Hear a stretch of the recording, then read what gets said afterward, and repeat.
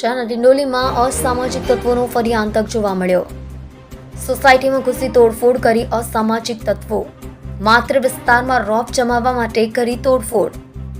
ડિંડોલીના મહાદેવનગર 2 માં વાહનોમાં મચાવી તોડફોડ, ટેમ્પો, રિક્ષા અને દુકાનોમાં કરી તોડફોડ।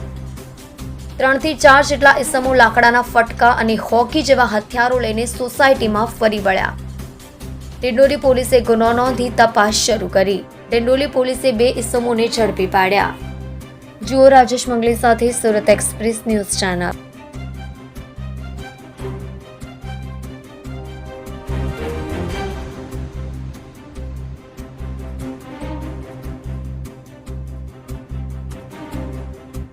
તમારું નામ? મારું નામ મીનાબેન જયસ્વાલ છે। મીનાબેન, શું ઘટના બની છે અહીંયા ગઈકાલે? 9:30 વાગે બે ટપોરી આવેલા, આ તોડફોડ કરીને ભાગી ગયા। આ લોકો ગાડીઓને- હંમેશા આવે છે। કઈ કઈ ગાડીઓને નુકસાન કર્યું છે અહીંયા? ટેમ્પો, રિક્ષા, 3 બાઇક, મેડિકલ પર તોડફોડ કરેલી છે। પાછળ એક દુકાન છે, આ દુકાનવાળાને બી તોડફોડ કરેલા છે, એને બી મારેલા છે। તો શું કામ આવતા હોય છે આ લોકો અહીંયા? દહેશત જમાવવા માટે ખાલી, એનું કોઈ બી લેના દેના નથી। કોના હતા આવે છે અહીંયા?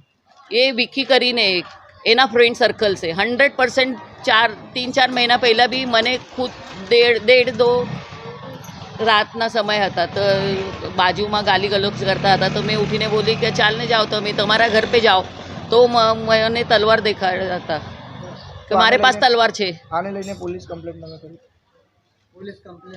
અત્યારે કરી। શું જવાબ આવ્યો?